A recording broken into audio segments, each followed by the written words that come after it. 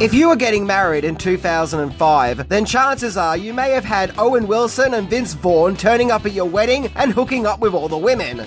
Well, at least that's the world according to Wedding Crashers. The story focuses on John and Jeremy, two divorce mediator dude bros who gate crash weddings so they can party and meet women. However, the frivolous lifestyle gets complicated when John starts to get feelings for a maid of honor called Claire, and she invites John and Jeremy to her family retreat for the weekend. Jeremy really doesn't want to go, but the two do end up attending, where in true outrageous comedy fashion, the weekend is quite the turbulent, bumpy ride full of all kinds of outrageous and inappropriate comedic chaos, where Claire's younger sister has a psychotic obsession with Jeremy. Oh man, you can't help but feel bad for the guy. Ugh. Well, it's time to crash some weddings as we explore Wedding Crashers, the movie that teaches us... Well, I have no idea what it teaches us. I'm sure it's something. Whatever, let's check it out.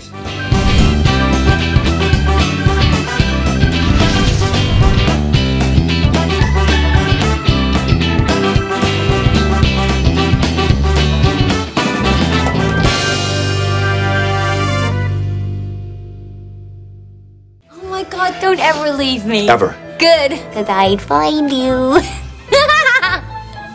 Number 10. Crashing weddings in the real world.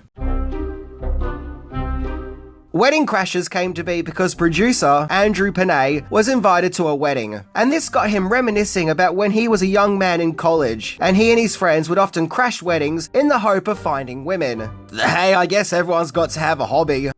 Now, Panay met writers Steve Faber and Bob Fisher because they were pitching to him their script for We're the Millers. But instead, Panay hired the comedy writing duo to write the script for the Wedding Crashers instead.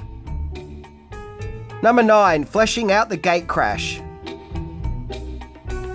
Co-writer Bob Fisher would inject a lot of his real-life experiences into the Wedding Crashers script, as he himself used to sneak into lobbyist events. Geez, everyone is just turning up without an invitation today, aren't they? So the story really is an amalgamation of Panay and Fisher's real-life, youthful misadventures. However, it was felt that the movie needed a hook, something to justify a movie-length feature of guys crashing weddings. So this is where the love story aspect came from. Along the way, other changes would be made. For example, at one stage, there was this idea of setting the movie in Boston or Cape Cod, but it was felt that those places would be too cold at the time of filming. So, where to film? Number 8. Things got political and weird. Shanghai Nights director David Dobkin was hired to direct The Wedding Crashers, and it was he who suggested filming in Washington, D.C., as he had memories of his youth where he would go out on the town for big nights out on the razzle and end up sitting on the Lincoln Memorial steps, finishing off a bottle of champagne while the sun would be rising. Yep, that memory alone led to the location. Now, writers Steve Faber and Bob Fisher decided to make the female love interest, Claire Cleary, come from a political family, because both writers used to have fantasies about marrying a woman who was a member of the Kennedy family. As you do, who hasn't? Whatever floats your boat and rings your ding, I guess. To get into the mindset of writing this outrageous comedy about dude bros crashing weddings, the creators would actually crash political party platform committee meetings. You know, in order to get into the mindsets of John and Jeremy. Why political meetings? Who knows, let's just go along with it. Number 7. Wedding Crashers was cast thanks to the premiere of Shanghai Nights. So Shanghai Nights was released in 2003, of which, naturally, Owen Wilson and director David Dobkin attended the movie's premiere. Also in attendance was Vince Vaughn, and at the after party, while being around both Wilson and Vaughn, something snapped in Dobkin's head, where he thought to himself, "My God, these guys are basically Abbott and Costello. I gotta make a movie with these two guys." So that's how their casting came to be in Wedding Crashers. And yes, I'll agree, both Vaughn and Wilson do have great comedic chemistry. I can totally buy that these two are two best friends, and have a wonderful bromance. Number 6. Casting possibilities. so Wedding Crashers had a full star-studded cast. Now, New Line Cinema, who were distributing the movie, wanted Burt Reynolds in the role of William Cleary. Director David Dobkin wanted Christopher Walken, but New Line didn't want Walken as they didn't think that he was funny enough. But Dobkin stood his ground and cast Walken anyway, and Walken walked into the part. When it came to the role of the slightly psychotic Gloria Cleary, Shannon Elizabeth and Anna Paquin were up for the part, but the role went to Australian actress Isla Fisher, who was a relatively unknown in the States at that time. Yikes, I can still remember being a kid and watching her in Home and Away. According to Wikipedia, Bradley Cooper was cast without David Dobkin even seeing his audition tape because he was just so impressed with him. Nicolas Cage was the original choice for Chaz Reinhold before the part went to Will Ferrell.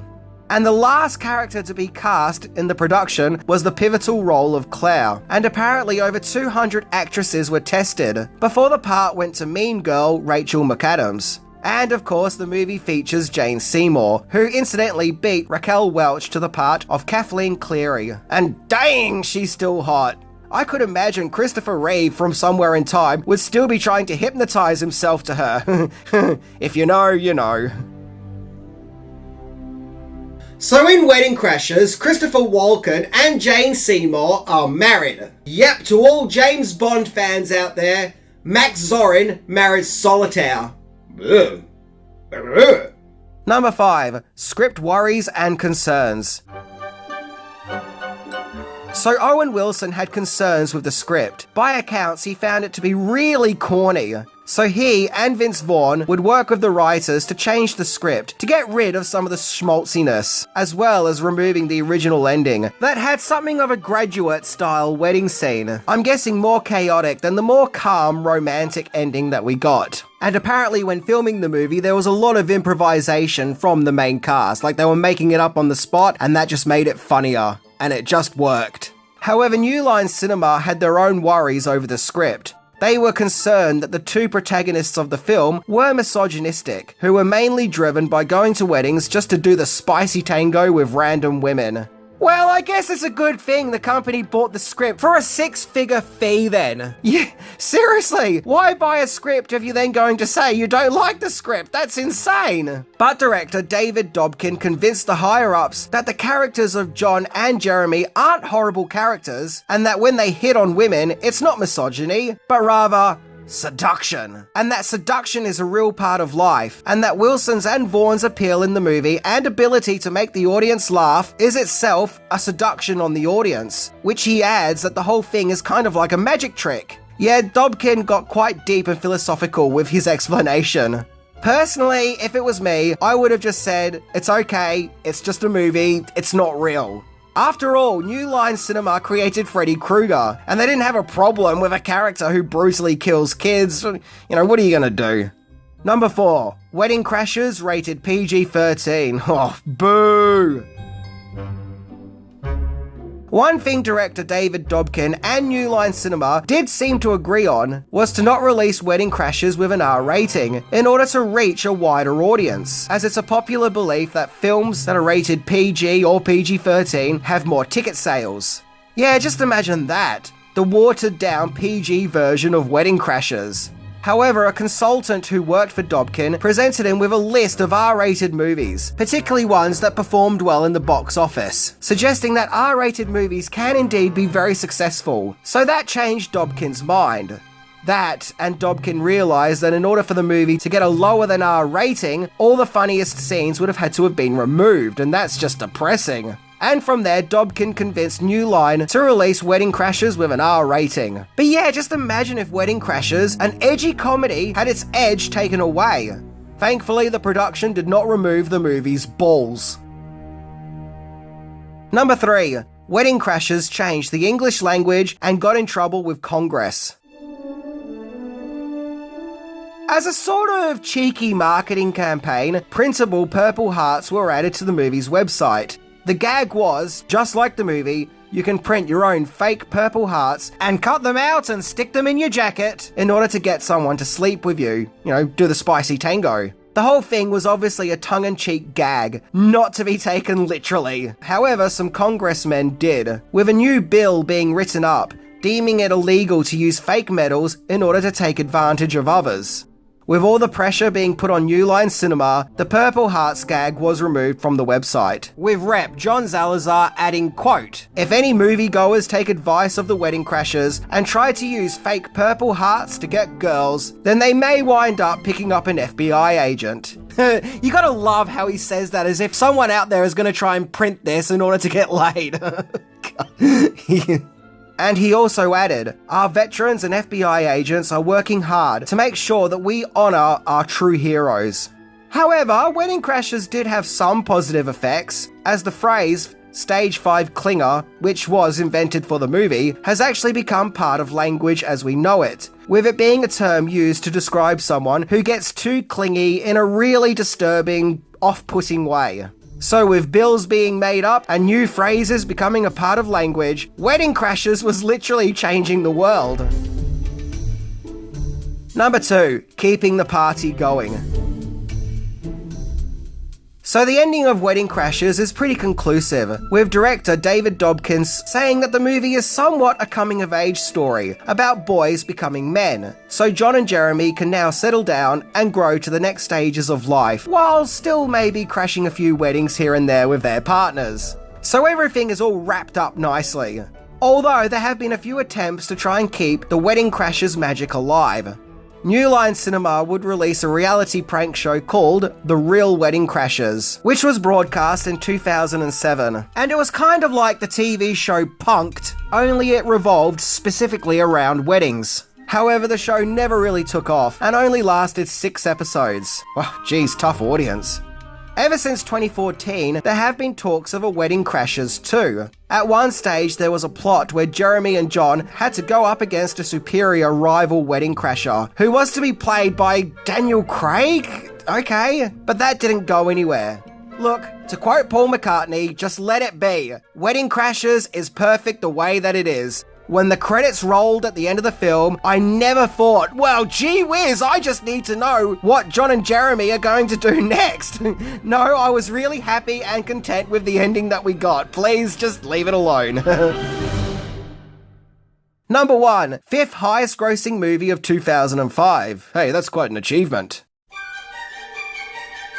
Wedding Crashers was released in July 2005, officially making it now 20 years old, and it was really financially successful, with Wedding Crashers making over $288 million on its $40 million budget, with it becoming the 5th highest grossing movie of 2005, and it became the first R-rated comedy to make over $200 million.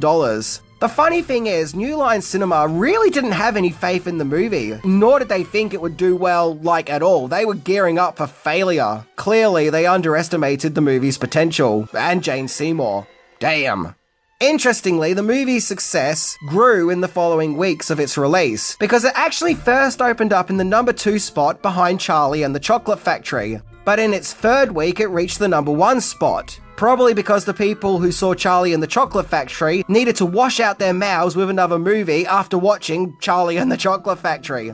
Wedding Crashers got positive reviews too. The Los Angeles Times praised Vince Vaughn's performance, finding him to be the soul of the movie, and found his performance to be similar to Bill Murray's in Caddyshack. Personally, I can't see it, but sure, if that's what they take from it, fine. And the Wall Street Journal called it the best comedy of 2005. I noticed that in the reviews that weren't so flattering, they would often bring up There's Something About Mary and accuse Wedding Crashers of not being able to live up to There's Something About Mary. And I don't know why. At that stage, There's Something About Mary was 7 years old, and apart from the outrageous comedy aspect, the movies are actually nothing alike. Now, in recent years, I have seen some articles and fan assessments of Wedding Crashers that claim that Wedding Crashers is a problematic sexist movie, especially considering modern movie standards have changed. Something else I've noticed in these essays of the film is there is a lot of scrutiny put on the Jeremy and John characters and how they're terrible characters who do questionable things, while completely ignoring the Gloria character, who, let's face it, is a monster, and if she was a real person, she would have been locked up ages ago. But that's kind of the gag. All the characters in the movie are kind of bad, questionable characters, and in the real world would be pretty unlikable. I think the only character in the movie who isn't corrupt is Claire. But regardless, if that's what some people took away from Wedding Crashers, then that's what they took away from it. And it is okay to have different opinions. Once again, I'm of the opinion of it's just a movie and I can tell the difference between a movie and real life. So I know not to go out and behave like the characters in Wedding Crashers. Just the same as I find The Hangover to be hilarious, but I have the common sense to know not to steal Mike Tyson's tiger. I'm not saying my way is the correct way, but that's just how I look at it. So to sum it up, Wedding Crashers is a fun, outrageous, but endearing, edgy comedy, at a time when comedies were allowed to be outrageous. Now, it's not going to reinvent the wheel or anything like that, but it will give you plenty of laughs for 2 hours. And sometimes, hey, we all just need a really good laugh.